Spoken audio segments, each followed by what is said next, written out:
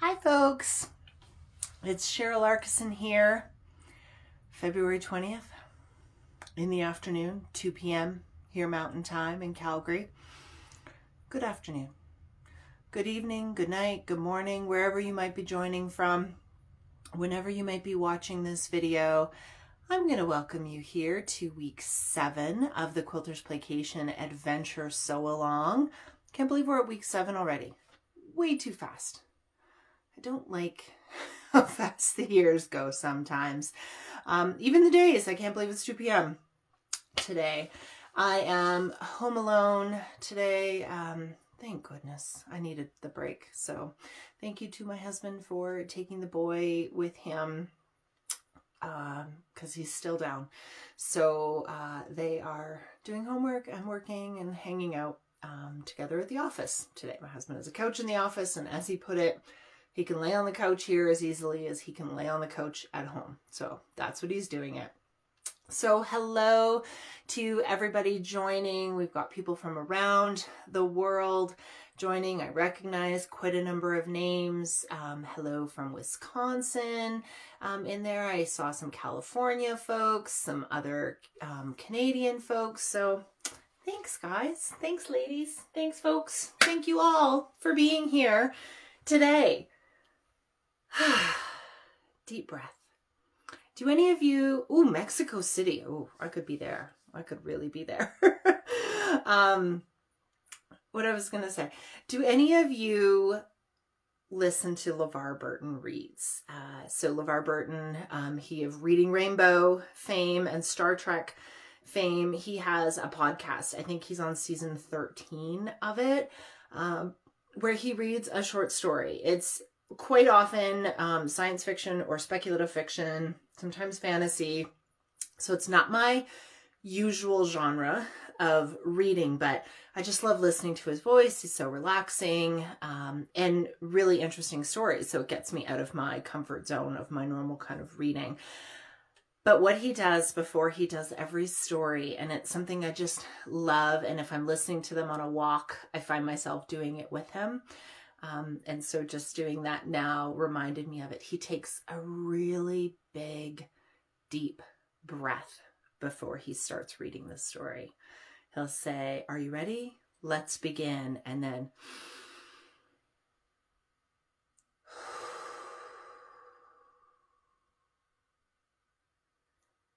he says the title of the story. And I love it. I love that moment. It feels like everybody who's listening is in this collective moment of just relaxation and allowing the world to come in and read this story together. And I love it. I don't know if I'm going to do it here. I just did it. But I took a deep breath and that's what it made me think of. So sometimes just coming and quilting is the deep breath. Cold in Florida. Cold is relative, right? It was 10 degrees Celsius here yesterday, almost 10 degrees. So we were in the high 40s, low 50s, I think that is. So that'd probably be freezing for you. I was outside in just a sweatshirt, walking the dog, having a great time in the sunshine. So it's all relative, right? But yes, that is cold for a lot of people. So week 7, what are we making? This is what we're making. I'm going to call it molehills, a rainbow of molehills. Really simple, like the easiest curved piecing. We're going to make 6 individual kind of blocks to put together that make up our block. Really, really easy. There's a lot of opportunity for sort of creative play and individualization in the block. So we're going to have fun with that. So that is my monochrome version that I made. Let's make our pastel grunge version together. All right. So I'll take you over here and we will flip the camera around, saying hello to the ladies, and then I will bring you down onto the cutting table and sewing table. So here's what we need. It's pretty straightforward. We need a kind of squarish rectangle of background. We need 6 of those, and then we need a piece of our rainbow fabric. Now you can see I kind of was just trimming off the edges of what I have. You'll see on the yellow here. So I'm just kind of using what I've got as opposed to stressing too much about it. What size do you need? This is of course an obvious question. In our block, we have a lot of freedom of how it comes together, and you don't necessarily have to decide at this moment when you're prepping your fabric how it's going to come together, but we can assemble it, and I'm just going to show you here. We can assemble our block. Let's move that up so we can see it over the names. Either as individual components and do it in a row, or we can do it as columns. At this point, you don't really need to decide. What you might want to factor in when you're cutting your pieces is how big the individual block is, the whole block, sorry, is going to be. So I know my monochromatic version is 9.5 inches square for these unfinished blocks, which means I can divide that nicely into 3 for my pieces. So I can have 3.5 inch wide pieces sewn together will give me my 9.5 inch square.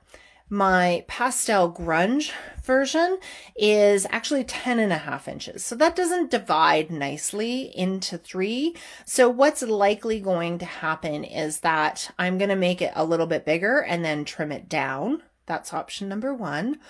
Option number 2 is you don't have to have these pieces all the same size, right? We can just play around, and maybe some will be thicker and some will be wider. And so you're not necessarily going to have a perfect lineup here. Totally fine, right? To each their own.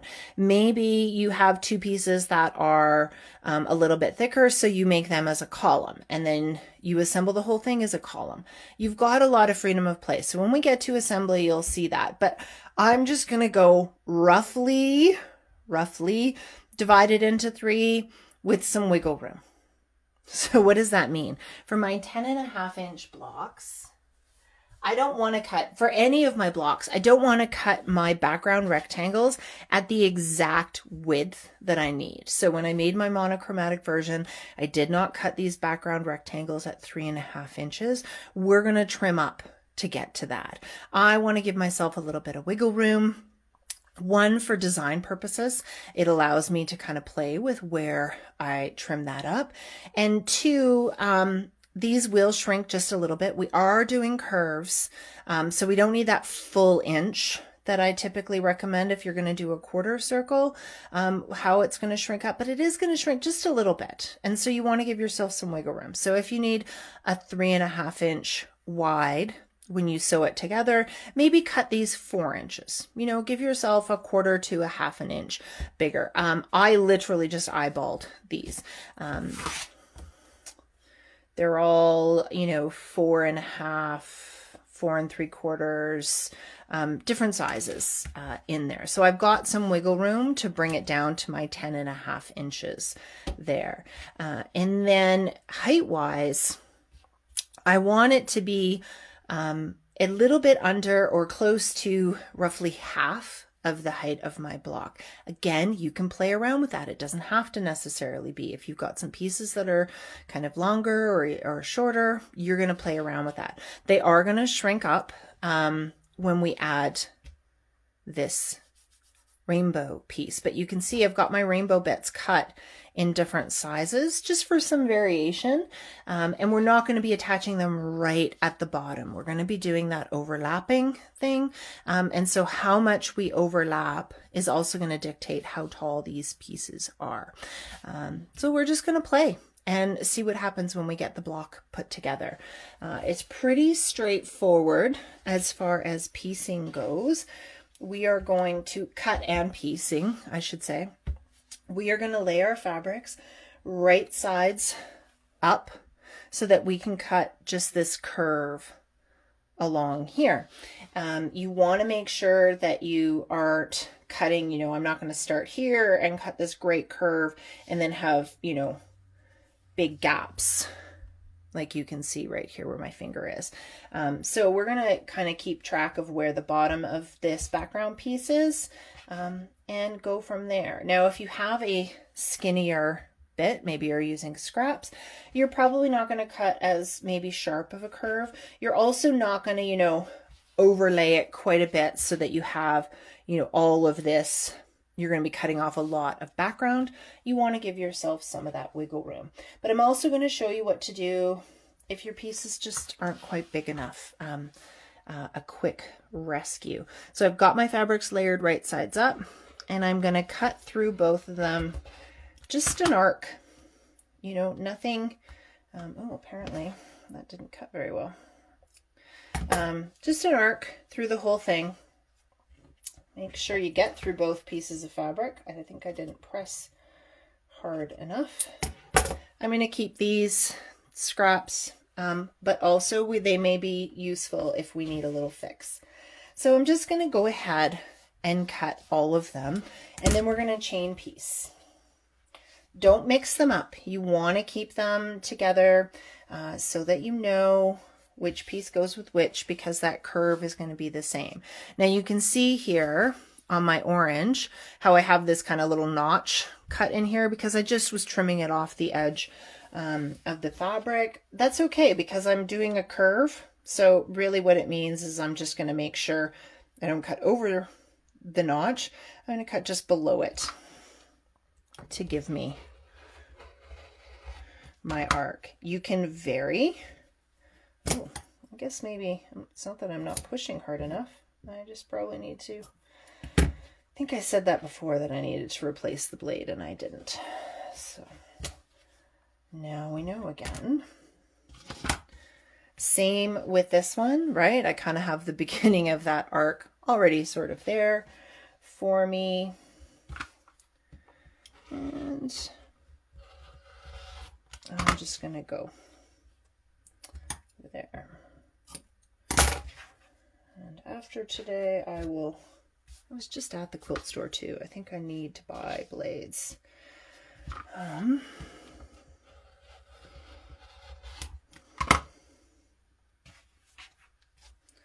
So see, we're just kind of moving through, cutting each one. I'm just cutting them all kind of at the same time to help me just with efficiency. You can vary your arc a little bit. Just have some fun with it. You could even make it a little bit wobbly if you want. These aren't huge pieces, so it does make the block laying flat a little more challenging if you kind of do that wave thing. But it's doable. It's absolutely doable in there. So now I have all of my pieces cut. I'm going to go to the machine and I'm just going to chain sew these, right? Let's be super efficient and get them sewn together. So like always, I want my concave piece on the bottom and my convex piece on top. I'm only worried about lining up that 1 inch at a time, and I'm just going to adjust as I go. You are going to have to be careful with these arcs to adjust carefully because one, you do actually need to adjust more than if you're making a quarter circle because it's really easy to get a pin tuck so that you get a little point versus a nice curve. So you're going to stop and adjust your presser foot as necessary as you go along. But it's pretty straightforward sewing. We've done curves already a couple times now, including last week. Just make sure your bottom fabric is out of the way as you move around. There we go.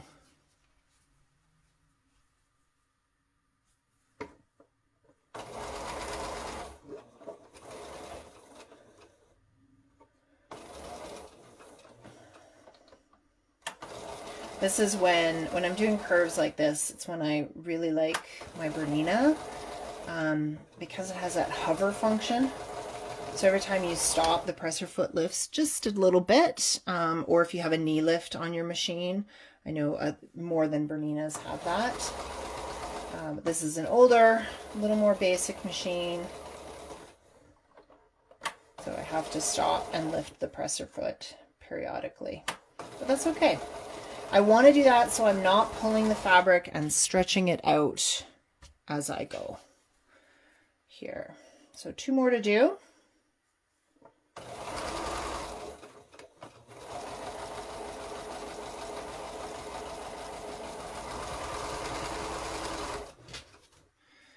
And then we will, of course, press these very well. That's really important. We want to press these. Of course, as I say that, I realize I forgot to put water in my sewing iron. I also realized I forgot to turn my phone on silent, so apologies for that notification. I think I'd be a little more with it after a 5-day weekend, but apparently not. Okay, I'm gonna go, there's a box in the way. I'm gonna go this way for pressing. So we have all of these. I do have some water that apparently my water has fabric trimmings in it that spilled over. I can't be the only one that's happened to. So just a little bit of water in my leaky iron, and we'll go from there. Now these are gonna want to press towards your rainbow fabrics versus up. You can make them go up, but I find that they really just kind of want to go down, which is fine. It's totally fine. But basically go where it wants to go. You don't need to fight it. There's no kind of right or wrong on it. This one wanted to do both, so I'm just going to press that from behind a little bit.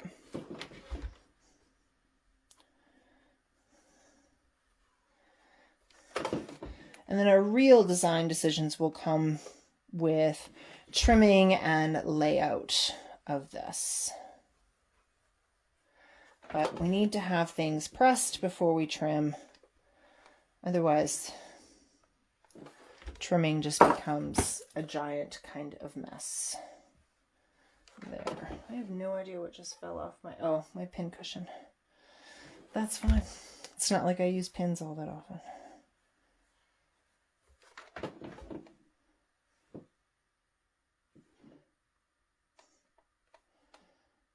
Okay. All of our blocks are pressed. Now let's make some design decisions, okay? And that will help us decide where we're going to trim. So let's bring you back over here. Just a little sip of water. So first and foremost, you can decide whether you want these in actual rainbow order or not, or if you're going to play with it, and what rainbow order actually means to you. Right? When I say rainbow order, I'm going left to right as if I'm reading a book. This would be a very sort of traditional kind of rainbow layout. I could flip some around and have this kind of bubble in the center if I want. That's kind of a fun look. I could just have some of them bubbled around and some not. I could do lots of different things. When I'm trimming these up, I could have some that are thinner and skinnier. I can have more or less of my rainbow fabric. I've made these deliberately a little bit bigger than I need because I want that wiggle room. I want to have that play. Maybe I don't have them line up, right? Maybe I just do something like that.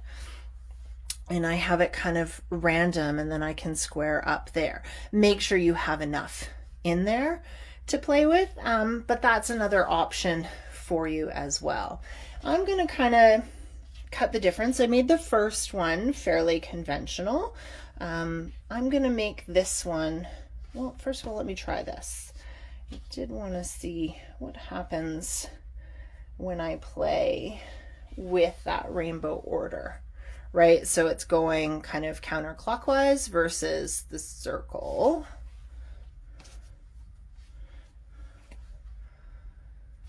And that, I don't think I like it that way. I think I like it this way, but I liked that pink and green together. So I'm going to go with this. This is how I'm going to do it. And I'm going to assemble mine in columns here. So here's something fun that you can do if you're going to assemble it in columns versus rows. You can put another curve in here to join those together. All you have to do is make sure that you have enough fabric to do that.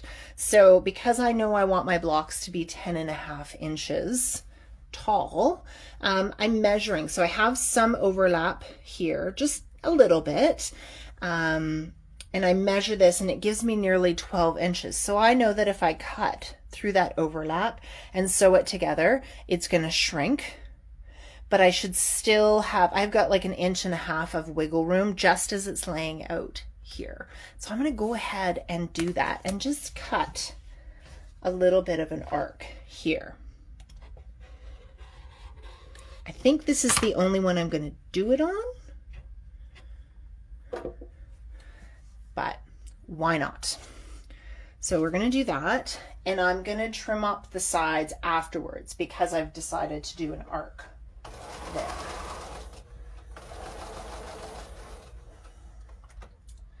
Whereas, and I'll show you on the next ones,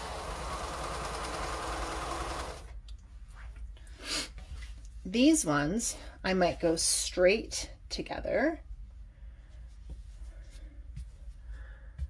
So what I can do is I could square these up, square up this block right now before I even sew it together, and play with what it is. So I can choose more or less along here. You know, say I need a 5-inch block. So if I'm going to be doing a 10.5-inch block, when I sew it together, what you need to do to figure out the height, if you want these to be equal, is take off your seam allowance. So that makes it 10 inches because that's your finished size, and divide that by 2. So that's 5. So then make it, and then add your seam allowance back. So that's 5.5 inches. So if I want to have these perfectly square before I sew them together, I need to have each piece, if I want them the same, to 5.5 inches. So here's my 5.5 inch mark on my ruler. That means, you know, at the bottom, maximizing the bit of orange, I'm going to be cutting off this background. I could also alternate that and cut off more of the orange and have more of the background. You have that freedom of movement. I'm just going to quickly see what I have here. All right, so these ones are a little bit shorter. I'm just going to go ahead and sew them right on that seam with a nice straight seam.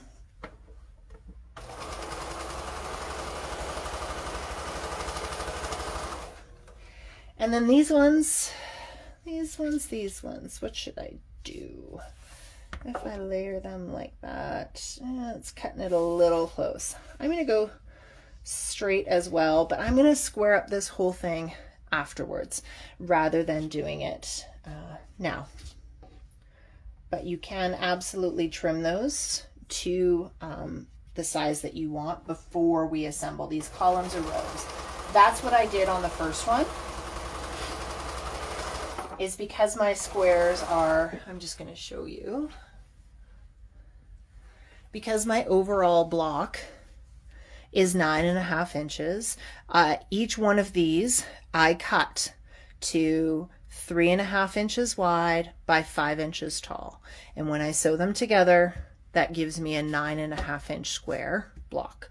So everything in this block was cut to the same size, and then I assembled it just like straight basic patchwork. With my pastel version, I'm doing something entirely different. So you have choices when you're doing this. And who doesn't love more choices? Well, there's lots of people who don't love more choices. I have a kid who does not like more choices. But that's another story. So I'm going to go ahead and I'm going to press each one of these columns. Again, that's going to want to press down here. These ones, I'll probably just press up. Maybe I'll press that one down in case I decide to line those up there, and then that seam will nest nicely. Either way, we're having fun with that. I just wanted to demonstrate to you a whole bunch of different options that you've got. So there's column 1.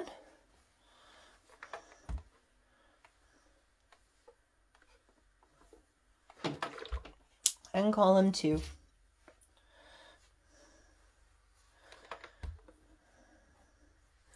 And column 3.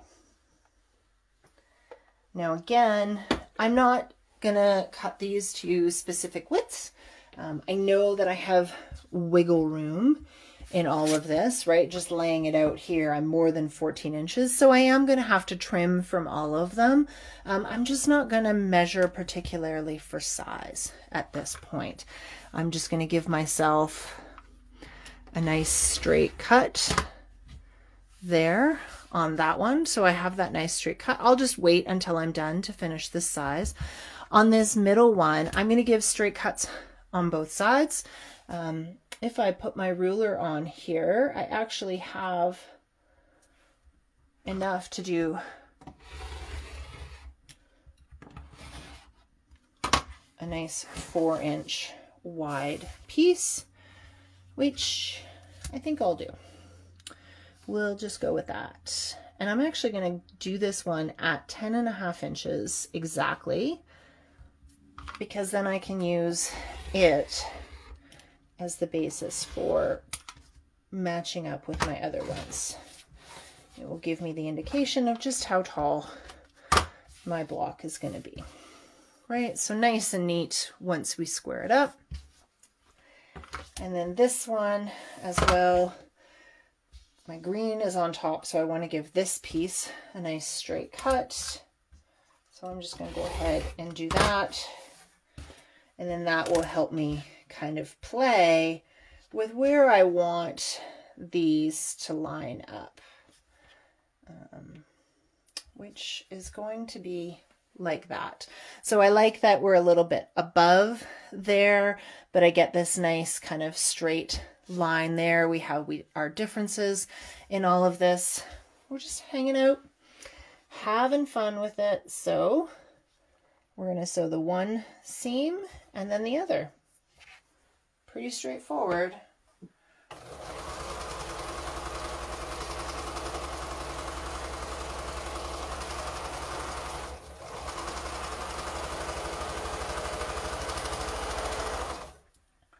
There's number 1. And I will give that a press. You can press to one side or open, really kind of up to you. I'm going to go open, which means I will press it nice and flat first, and then I'll just open that seam. There's just a lot of cross seams there, so open I think will help the block as a whole stay a little bit flatter in this particular case, but it doesn't matter too much. I just gave it a quick press. So now I'm going to add this last piece on. I want these seams to line up, and I just realized that they're both pressed up. I pressed this one up, not down. So I'm going to go to the iron and I'm just going to switch that. And then that way these two seams right here will nest nicely and create a really good line.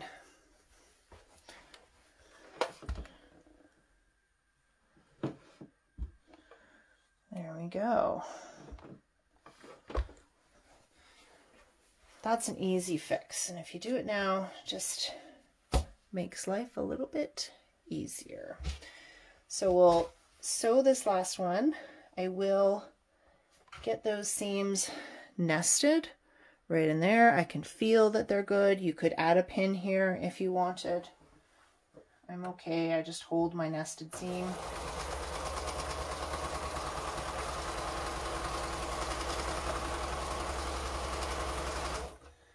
And then finish off that seam.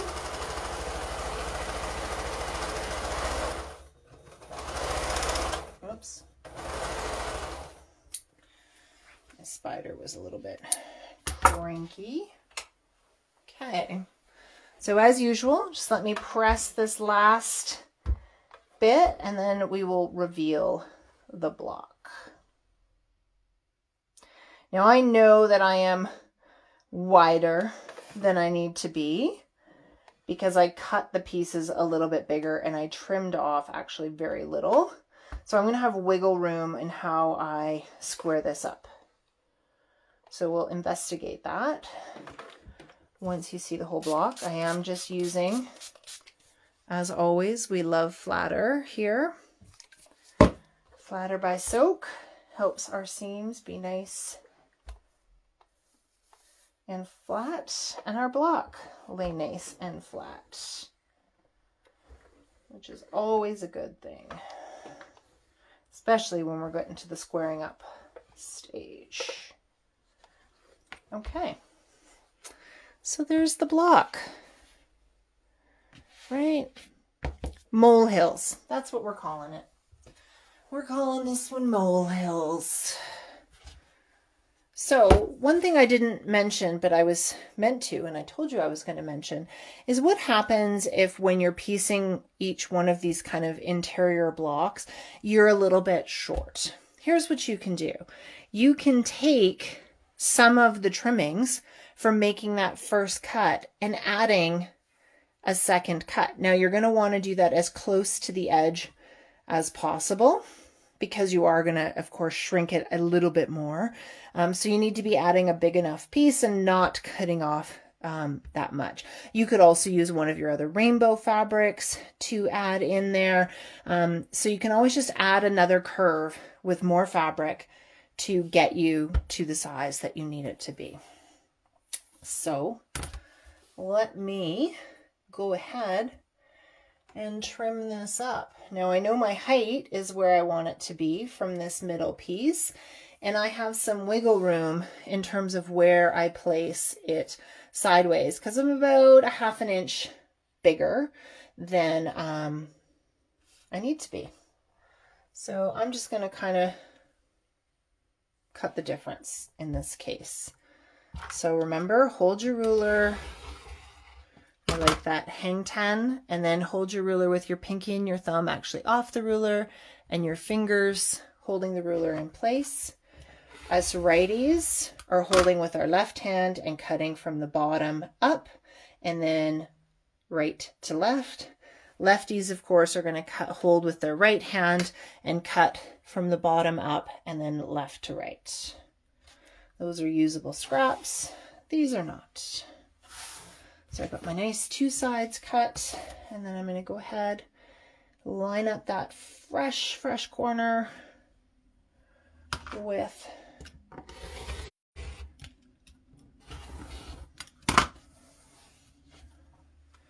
the rest of it. And now I have my nice, fun molehill rainbows block. So let's put that up on the design wall. Take something else down so we can see them all in a row. I will flip the camera around after we say goodbye to the ladies, of course, this week. Always keeping us company. Flip that around. And there we are with week number 7. Do you know what that means? It's a whole row. This is the top row of the quilt.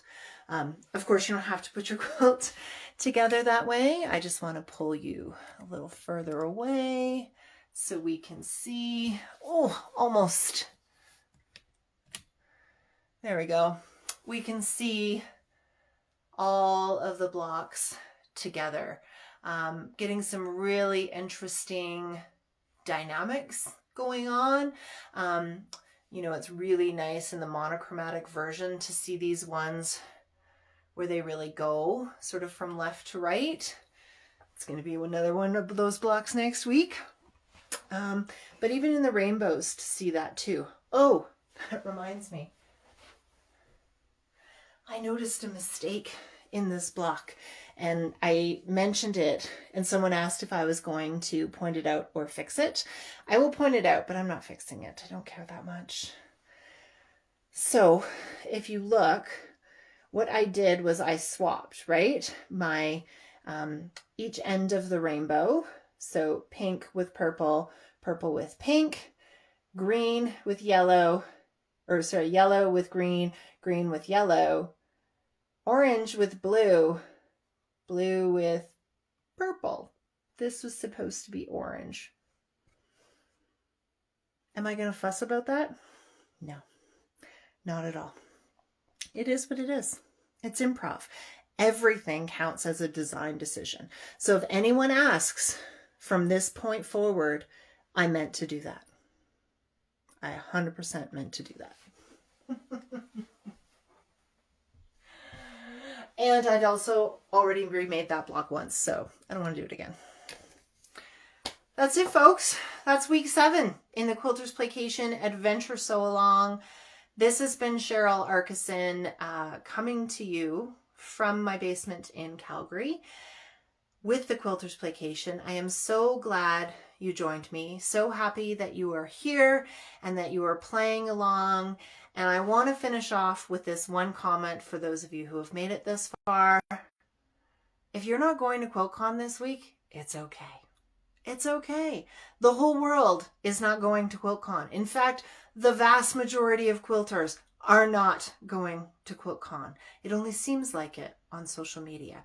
So do not get upset. Do not be sad. Do not have FOMO. You're home with access to all your stuff, getting to do some fun things and hanging out with other people. So do that.